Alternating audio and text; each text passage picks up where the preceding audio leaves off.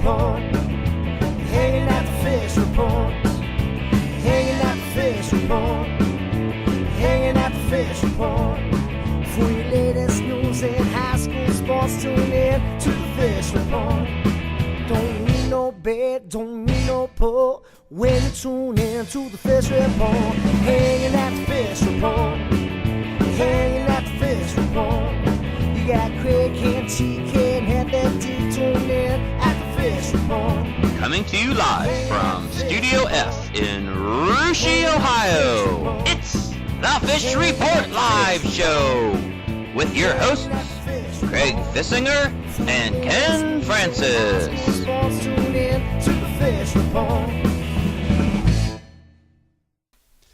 Welcome, everyone, to another Fish Report Live. My name is Craig Fissinger, and no, you do not need to adjust your computer monitors or your TV sets. That is not Ken. That is Russia Athletic Director Amber Cadan. You're filling in for the vacationing Ken Francis tonight. Back in our sound room, we've got TK and Heavy D going to be joining them a little bit later in the show. And Amber, welcome to Fish Report Live. Thanks for having me. Well, listen, we've mentioned your name a time or two on this show, usually when we're talking about Russia sports. And I know some of the viewers out there see you out and about, usually in the gym or maybe on the ball diamond. But you do a lot more than just watch sporting events. I know there's a lot more to the athletic director's job. Why don't you tell me and tell our viewers out there a little bit about your job at Russia as AD? Sure. Yeah, a lot of it goes behind the scenes. There's everything from scheduling your games, scheduling gym time for practices, keeping up on your student athletes and their eligibility. Deadlines for the OHSAA have to be met. Athletic supplies need to be kept ordered, every few months. So, yeah, there's a lot to do, enough to keep me busy. All right, well, we're going to add one more thing to your job tonight, and that is talking sports with us. Also going to be helping us out with some interviews tonight, and one of those interviews is with Russia running star Molly Kearns. We're going to talk to Molly about last weekend's SCAL championships as well as this Saturday's district championships. And then after the break, we're going to be talking to Fort Loramie softball coach Brad Turner about their dramatic sectional final win last night or Tuesday night over Bradford. Looking forward to that coming up a little bit later. But before we do all that, Amber, just like we do on this show every week, we have a weekly trivia question, and Ken will ask me the trivia question. I'll try to answer it, get a little help from the Fish Report viewers out there. Tonight, you're going to ask me the trivia question. So what do you got? I can do that. Okay, here we go. One of your guests on the show a few weeks ago was Minster girls coach Jessie Magato. Coach Magato has had a lot of success over at Minster over the years. But did you know she coached at another school before coaching at Minster? What school did she coach at? Coldwater, Russia, Houston, or Covington? Coldwater, Russia, Houston, or Covington? Well, I'm going to be honest with our viewers out there. I actually know the answer to this question, and that's because you and I have talked about this before. But we're going to see what our Fish Report Live viewers out there know. So if you're watching us on the Fish Report Live page, you can scroll down, answer the trivia question, check the results out. If you're watching us on NK Telco Cable TV or Game Face Ohio, we'll have that answer for you at the end of the show. All right, well, let's get things started. And, speaking of track and field, speaking of watching sporting events, I know you were at last weekend's SCAL Championships Friday night over there in Houston, and I was there as well. Kind of went as I expected as far as the varsity races went. Kind of thought the Anna boys would win. They did. Kind of thought the Russia girls would win. They did. A little bit surprised about the junior high meet. Fort Loramie swept the boys and girls meet there, and a little bit surprised with that, so their future is bright. But first year for Houston hosting over there, and I thought they did a very good job. I thought it was well run. Wanted to get your opinion on it as an AD. What'd you think about it? I thought they did an excellent job, especially for being their first year holding the meet. I thought the every event was ran on time. Ran smooth. Their concessions, parking, everything went well. It was nice to be able to stand all along the track and cheer your athletes on, especially for those ones running the 2 miles. And it's nice to hear a few people speak for you on the other side. So yeah, again, I thought it was very well run. And coming into that meet, Amber, I wondered how many records might be broken. It was a little bit warm, it was a little bit breezy. I wondered if any records would be broken, and holy cow, 17 records went down. You compare that to last year when no records were broken. I wanted to get your thoughts on that. What's the reason for that huge amount of records being broken? I don't know. We were talking about it last night up here at the softball game. Just an unbelievable amount of records that were broken. I know it seemed that the breeze did calm down, but I think all the athletes kind of had an advantage of not running there before. So there was no, mental blocks going on. It was kind of an advantage for for everyone. Yeah, and if you remember last year at the SCAL meet, it was actually very cold and cold windy over there at Anna, and awfully hard for sprinters and some of those people to get warmed up with that kind of conditions. Right. So, well, one of those records that was broken was the very first race that actually took place the Wednesday before, and that was in the 4x800 relay. The Russia girls ran a time of 9:48.47, which broke the record Fort Loramie set back in 2012. One of the Lady Raiders that was on that record-setting relay team was Russia junior Molly Kearns. We're happy to have her live on the phone right now. Molly, welcome to Fish Report Live, and thanks for joining us. Hey, thank you for having me. All right, well, listen, first of all, congrats on the SCAL team win last weekend, and congrats on the record in the 4x8. Amber and I were just talking here about why so many records fell at Houston. Like to get your opinion on it. How'd you break that record, and why do you think so many records went down?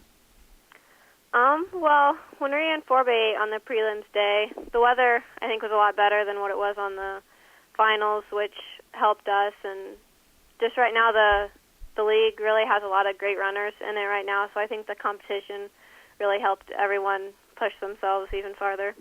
All right, well, speaking of your 4x800 relay team, like we said, you just set a county record last Friday, so I'm thinking this is something you wouldn't want to mess with, but on Tuesday night at the district meet got underway, and they ran the finals in the 4x8.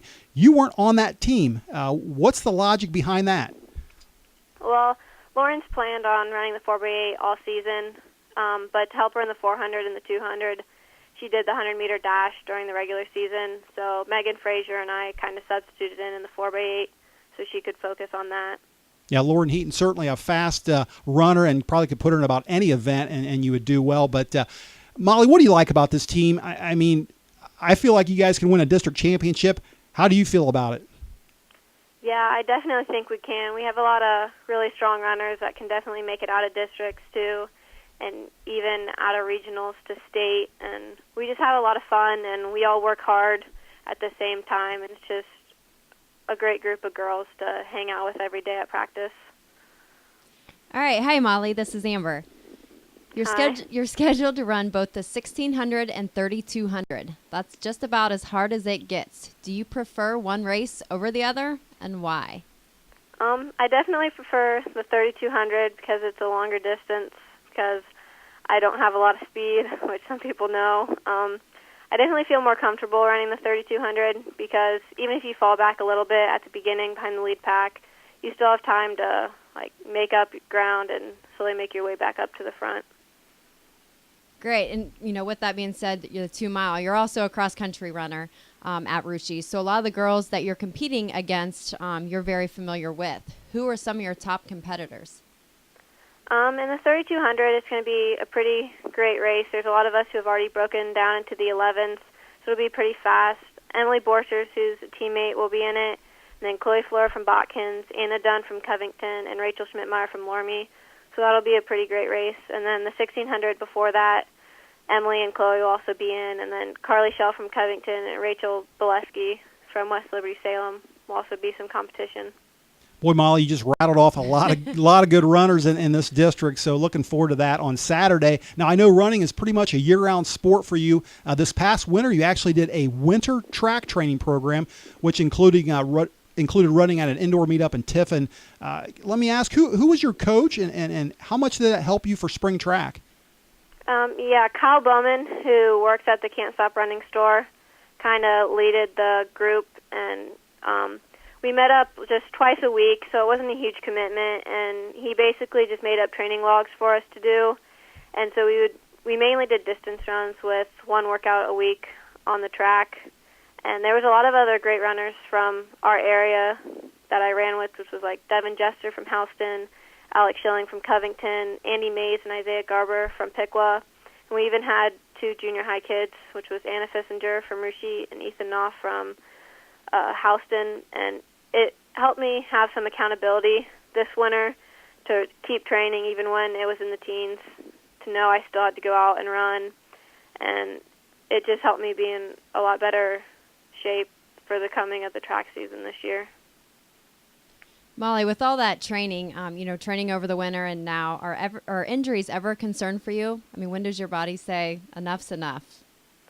Yeah, injuries are definitely always a worry and a concern. I've been lucky that I haven't had a serious injury since coming out of junior high with a stress fracture, but I always make sure to take time off after postseason in track and cross country, and then even in winter and summer training, after a couple weeks, I'll take a down week of training or even a couple days off to give my legs a rest. All right, Molly, listen, hey, one more question and we'll let you go. But, you're finishing up your junior year, I believe this week, Thursday, your last day of school. Hopefully your track season lasts a few more weeks. But, heading into your senior year, have you given any thought to possibly running in college after you graduate? Yeah, running in college is definitely a goal of mine. I'm just starting to look at different colleges around here right now, and I'm hoping for a successful postseason in senior year so that my options open up even more. All right, well, that's good stuff, Molly. I want to say thanks for joining us tonight. Good luck this Saturday at the district championships. Good luck the rest of the season, and we look forward to seeing you sometime soon. All right, thank you, and thanks for having me. All right, that was Russia Junior Molly Kearns, and Amber, along with being the AD over at Russia, you've also been the junior high cross-country coach for the last 2 seasons, so you're used to being around distance runners like Molly. Mm-hmm. I want to ask you, when you're training runners, you have a runner like Molly that's exceptional, and then you have a beginning runner. Is there any difference in how you train them? Because, like, for example, in basketball or baseball or sports like that, volleyball, a lot of times all the players run through all the same drills. It's not really the same for running, is it? No, definitely not at all. A lot of your junior high kids come in, and it's more, with every sport you have to teach fundamentals, but it's the proper running form. You've got to teach them nutrition. A lot of it's mental, I think. Distance running mental has a lot to do with it. And experienced runners like Molly, she's got all that down. She can work more on her speed work, lengthening her endurance. So it's more just fundamentals for junior high. There's a lot more to running than just going out there and say, hey, run fast. Right. They won't make it very far. All right, well, listen, that's going to do it for the first half of our show. We're going to take a short break, but stay right there because when we come back, we're going to talk some softball with Fort Loramie coach Brad Turner. You won't want to miss that. We'll be right back.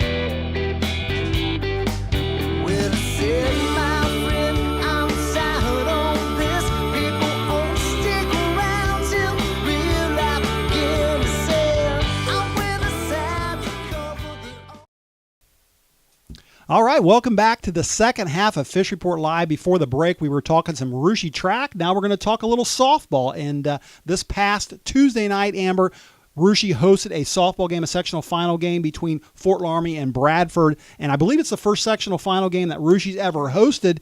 Is that something that you got involved with? Does Russia have to apply for that? What's the benefit to the school? Really, you don't have to apply. I got a phone call from the tournament manager wanting to know if we'd be interested in hosting. Absolutely, it's a great way. I think we have a really nice facility, a nice park. It's a great way to get people into the community. Benefits for Rushi, basically it's just kind of like a flat fee that, you start with. It pays your umpires, pays any workers. And then, anything left over from that benefits the athletic department. So it's a win for all. All right. Well, in that game, Fort Loramie beat Bradford in dramatic fashion, 12-11 in extra innings, and they now advance to the district finals to be played on Friday at Brookville, where they will meet the Newton Indians. And on the phone to talk about it with us live right now is the head coach of the Fort Loramie Redskins, Brad Turner. Coach, welcome to Fish Report Live, and thanks for joining us.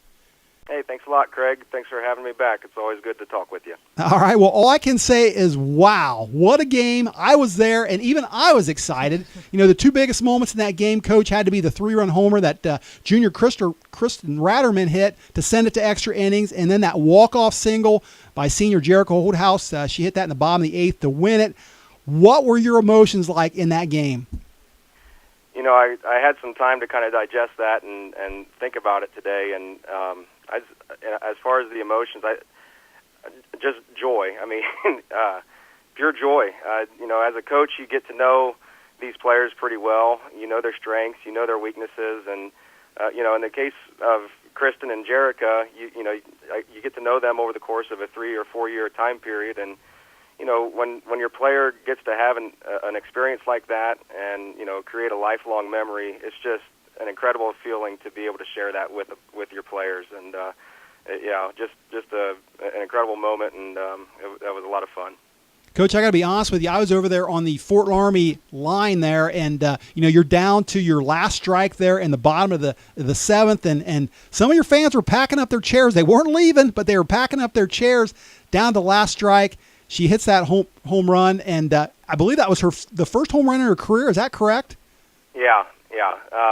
Not for a single second that the thought of Kristen popping a ball out of that park and tying that ball game up in that circumstance crossed my mind. I was hoping, maybe she can find a way to get herself on base. We turn the lineup over. We get that back to the top of our lineup, and maybe we grind out a win some way.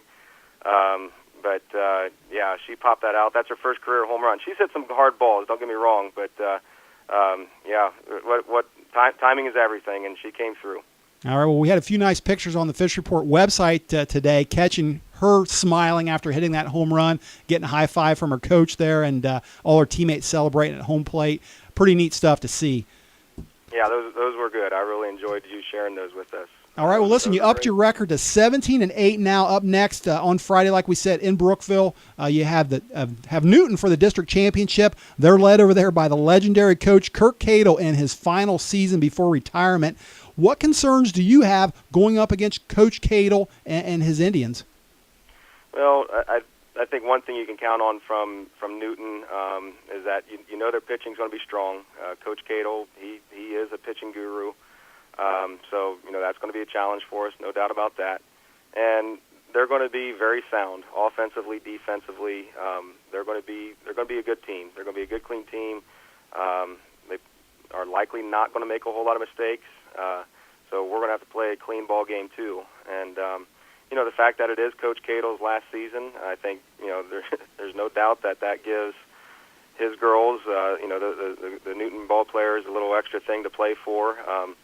So we're going to have our hands full with them, and it's a good game. But they're all good games. We got tremendous softball in this area, and it's really an honor and a privilege to be able to still be playing yet this year. Hi, Coach. This is Amber Cordonier.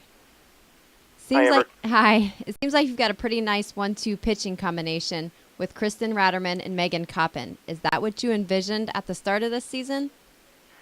Honestly, no. The thinking going into the year was that Kristen was going to be able to eat up a lot of innings for us, that we would be able to kind of develop Megan and bring her along slowly, work her in and out throughout the year. But, things didn't quite work out that way. Kristen got a little bit of a late start. She was on the state tournament team, state championship team with the basketball, and it took her a little bit of time to get her arm back in shape. And it didn't come up according to plan, but it likely was the best thing for us. They really are great complements to one another, and obviously it's worked out pretty decent for us so far. So it's worked out well. Great. We also just mentioned on Friday you will play Newton from the cross country conference. You just played Bradford from the CCC. That conference is always competitive in softball. Yet I think the only CCC team on your regular season schedule this year was Tri-Village. Any chance you might schedule some more CCC teams in the future? Well, honestly, I'm pretty happy with the way our schedule sets up. The Shelby County League, you play in home and home, so that eats up 12 of your ball games right there. But we fill our schedule with we play every MAC school that's got softball, including three MAC schools in doubleheaders. We played Minster in a doubleheader every year, and all they did was go to state last year. Parkway's a D3 power and juggernaut that we run into twice each year in a doubleheader, and we play St. Henry as well. We picked up West Liberty Salem this year. They're a strong D3 team from the Ohio Heritage Conference, and we played Walpock as well, and they're a D2 school. And West Liberty and Walpock, they both kicked us around pretty good this year. So competition-wise, we do play a pretty good schedule, and not to mention Versailles, another one. We always play good games with them.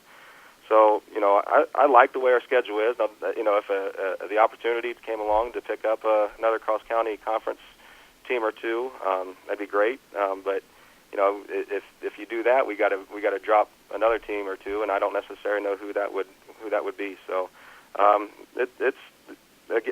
we have pretty darn good softball all around us, and it's good to be playing some good competition throughout the season. Yeah, I agree with you, Coach. Whether you're playing MAC schools or SCAL schools or OHC, the CCC's has certainly got a good conference as well. But you've got a great schedule the way it is, so probably no need to mess with it. And you're heading to the district championship game, so obviously your regular season did what it was supposed to do. So right. Well, hey, listen, one more question and we'll let you go. But, it looks like seniors Janelle Hoying and Holly Fry are kind of leading you in most of your offensive categories this season. They were also big contributors on your state championship basketball team this past winter. You just mentioned them a little bit ago. Coach, you think they could be better softball players if maybe they focused all their attention on your sport and not basketball, or are you a big believer in multi-sport athletes? I definitely see the advantage of the multi-sport athlete. You look at the experiences that you mentioned Janelle and Holly. You look at the experiences that those girls got, and playing in the biggest stage at the Schottenstein Center and winning a state championship.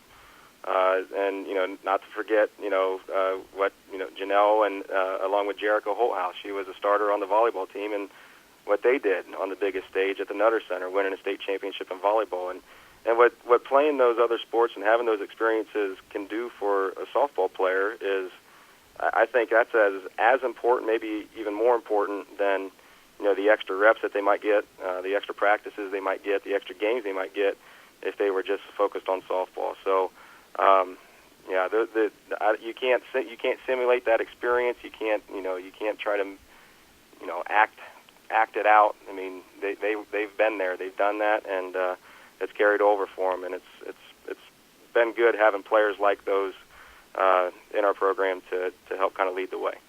All right, Coach. Well, hey, a little pressure on you there. You mentioned that volleyball team and that basketball team as well, both bringing home state titles.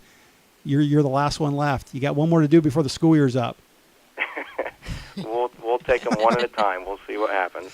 All right, well, listen, thanks for coming on the show tonight. Best of luck this Friday against Newton. Best of luck the rest of the tournament, and thanks for joining us tonight on the show. Greg, I appreciate it, and I do want to thank your co-host there, Amber, did a great job in hosting that game yesterday. Coach Baker and anybody else that had anything to do with getting the field ready. It was a great atmosphere. The PA announcer, he did okay as well, and it was fun. It was good to have that game there. Great. And thank you, Craig, as well. Great coverage. it's nice having you in the area to highlight the athletes and their successes. All right. Thank you, Coach. Very good, Craig. All right. That was the head coach of the Fort Loramie Redskins Lady Redskins softball team, Brad Turner. And before we end things, I do want to go back to the sound room tonight and check in with the guys back there. Guys, we were talking some Russia sports tonight. We were talking some Fort Loramie sports tonight. Oh, by the way, those two schools, I believe, played a baseball game tonight. Is that right? Yeah, big sectional final matchup over at Sydney High School.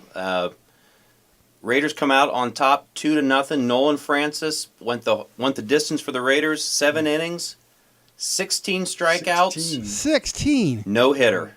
Wow. There you go. Yeah, Are you so sure that was 7 commanding. innings? They didn't play 9 by any No. chance? 16 strikeouts in 7 innings. He was in command of his pitches. He had the defense backing him up. The Raiders scored.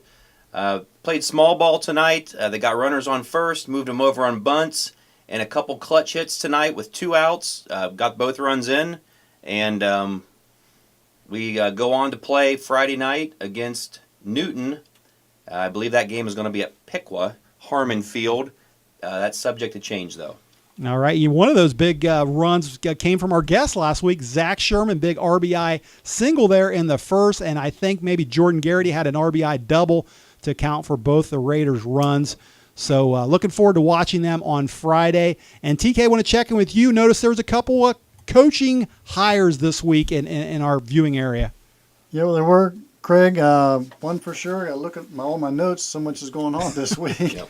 We know that the Cavaliers, Lehman picking up Tim Gleason as their head coach. I know that he's come off some junior high years, as our sons have seen that, and he has some other experience there. So a good pickup for Lehman there, and a dedicated Lehman supporter in Tim Gleason. So I think he'll do well there with Lehman. Elsewhere, on the side for the girls over in Houston, we have Greg Allen, who was sitting the bench and helping out Coach Willoughby. On the boys' side, switches to girls as the head coach there. So probably looks like a good pickup there. A guy that's got a lot of coaching experience helping out on the boys' side. So I think a good pickup for the girls there at Houston. All right, well, listen, we actually talked to Lehman's coach, John Tollefson, this past winter, and talked to Houston's coach, Greg Ward, this past winter. Hope we're not jinxing those guys. We interview them, and then they're gone. All right, well. I think they're all right. All right. All right, well, listen, one more thing to get to tonight, and before we go, and that is tonight's trivia question. I'm going to go back to Amber here. She's going to ask me the question, and you guys, why don't you check the Fish Report telemetrics out while she's doing that? All right. One of the guests on the show a few weeks ago was Minster girls coach Jessie Magato. Coach Magato's had a lot of success over at Minster over the years. But did you know she also coached at another school before Minster? What school did she coach at before coming to Minster? Was it Coldwater, Russia, Houston, or Covington? All right, well, like I said, I'm pretty sure I know the answer to this one, but going to check in with the guys first. Anything on the telemetrics, guys? Any help from our viewers?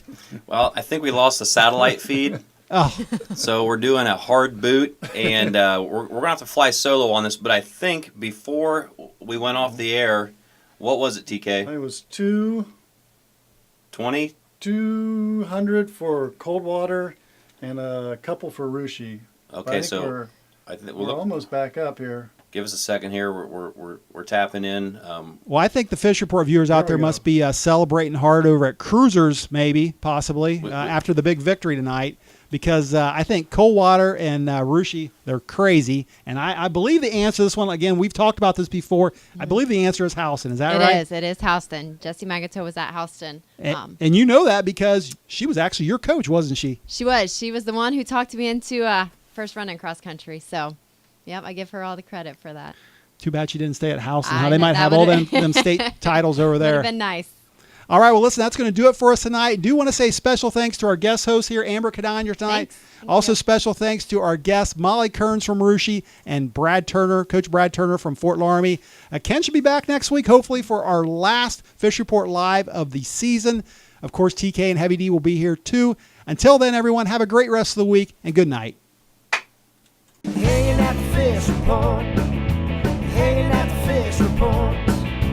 Hanging at the Fish Report. Hanging at the Fish Report. For your latest news in high school sports, tune in to the Fish Report. when you tune in to the Fish Report.